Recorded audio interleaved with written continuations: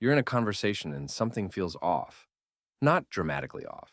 No one's screaming, no one's throwing crockery, nothing you could screenshot and send to your group chat captioned, "Can you believe this?" It's subtler than that. It's more like a slow, low level wrongness. Like you walked into a room and the furniture has all been moved 2 inches to the left. You can't quite name it.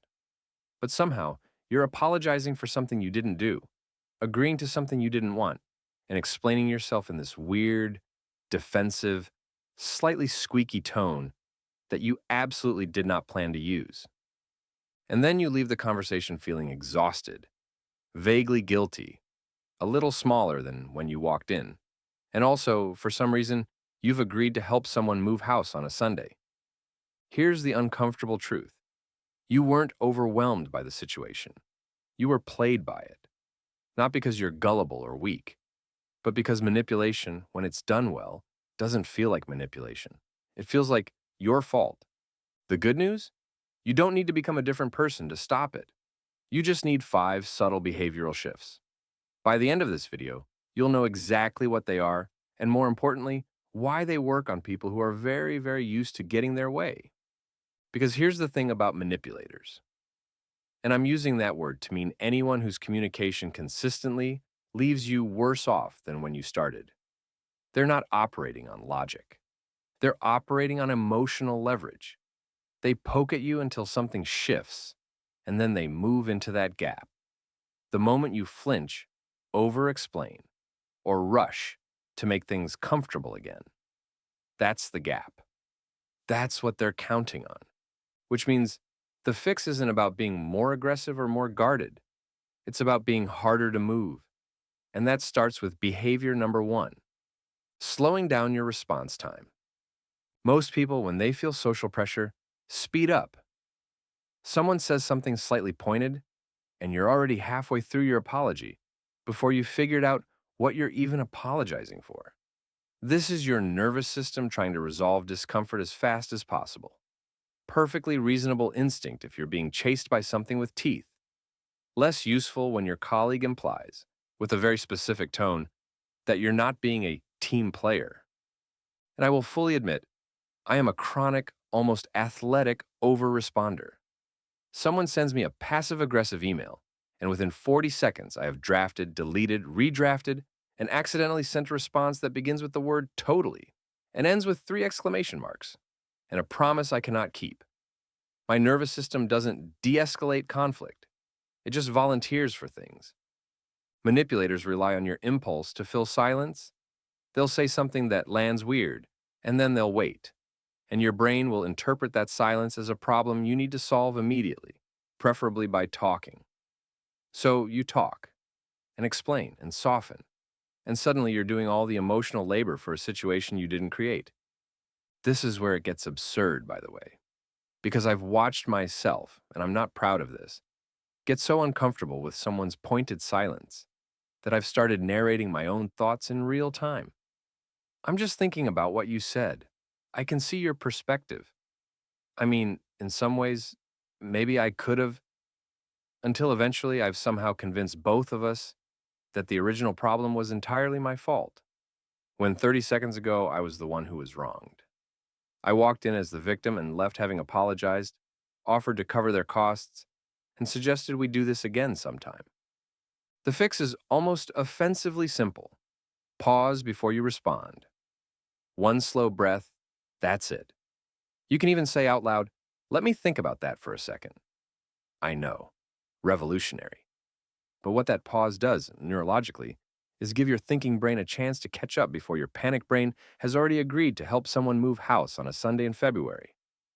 The pause signals, calmly, that you are not in a rush to resolve their discomfort. And for someone who relies on urgency to get what they want, that is deeply inconvenient. Behavior number 2, getting very comfortable with short answers.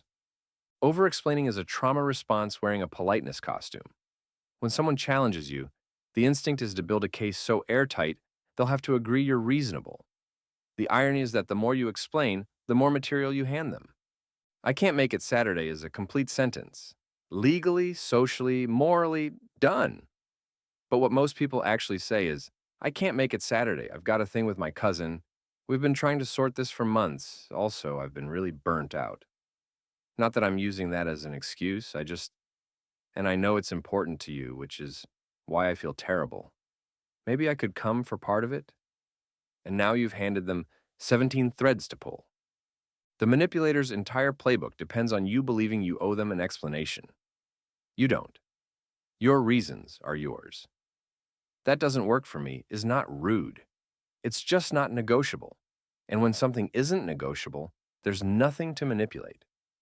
Behavior number 3, naming the dynamic instead of responding to the content. This one takes practice, but it's the most disarming move on this list. When someone says something designed to make you feel guilty or irrational, the natural move is to defend yourself against the specific accusation. And that's exactly where they want you. Now you're playing their game, on their field, by their rules. The alternative is to step back and name what's happening. Not accusatorially, just observationally. I notice this conversation keeps circling back to me being the problem. Or, it feels like I'm being asked to justify something I've already been clear about. Or simply, that feels like pressure. You're not diagnosing them. You're just describing your experience of the interaction, which is something they cannot argue with. It shifts the entire frame, and most people, when a dynamic is named clearly and calmly, either recalibrate or reveal themselves. Both outcomes, honestly, are useful. Behavior number 4, refusing to engage with hypotheticals designed to destabilize you. What would you do if I just left? Don't you think a more reasonable person would have handled this differently?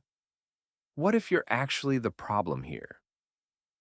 These are not genuine questions. They are traps shaped like questions. The goal is to drag you into a defensive hypothetical spiral, where you're arguing against a version of yourself that doesn't exist, in a scenario that hasn't happened, in front of a jury that was never going to acquit you anyway.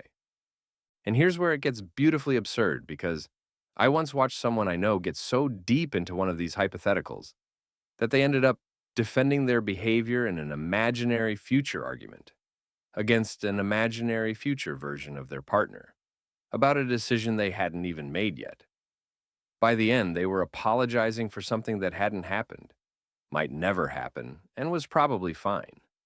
They looked like they'd lost a debate against a cloud. The correct answer to almost all of these questions is, I'm not going to speculate about that. And then, crucially, you stop. You don't explain why you won't engage. You just don't. This isn't coldness. It's refusing to stand trial in a courtroom that doesn't exist for a crime that hasn't happened, with a judge who also wrote the charges. Behavior number 5, staying regulated when they escalate. This is the hardest one, and it's the one that makes all the others possible. Manipulative behavior often escalates, not because they're genuinely more upset, but because what they were doing wasn't working and they're turning the dial up. The escalation is a signal that your responses are landing differently than expected. It doesn't mean you've done something wrong. It means you've done something different. When someone escalates and you match their energy, you get louder, more emotional, more defensive. You've handed them exactly what they needed. Now, the story is about your reaction, not their behavior. Congratulations, you've lost on a technicality. Staying regulated doesn't mean going cold or robotic. It means staying grounded. Lower your voice slightly when theirs goes up. Slow your speech when theirs speeds up. You're not doing this to seem superior. You're doing it because a regulated nervous system is genuinely harder to manipulate than a dysregulated one. It's not a power move. It's just physics. They're pushing. You're not moving. Eventually, people stop pushing things that don't move. And here's the thing, and this is the bit I want you to sit with. None of these behaviors require you to be cold or strategic or some kind of emotionally armored robot. They're actually just what secure, grounded communication looks like. The reason they feel unusual is that most of us were never taught them. We were taught to be agreeable, to smooth things over, to make other people comfortable, even at the cost of our own clarity. Which means, and I say this with genuine warmth and absolutely no judgment because I am exactly the same, that most of us have spent years, being exquisitely, professionally, almost artistically easy to manipulate. We've practically gift wrapped it, put a bow on it, sent a follow-up email to check they received it. So the shift isn't really about becoming someone harder. It's about becoming someone more honest, slower to respond, more comfortable with short answers, more willing to name what's actually happening in a room, more grounded when the temperature rises. That's it. That's the whole thing. The pause, the short answer, the name dynamic, the refused hypothetical, the regulated response, not armor, just clarity. Let me know if this helped by hitting the subscribe button. It's the simplest way to support the channel so that I can keep making videos like this one. Feel free to check out the other videos on the channel. I think you'll find exactly what you need next. Thank you for being here, and remember, calm is a strategy, not a personality. You've got this. See you in the next one.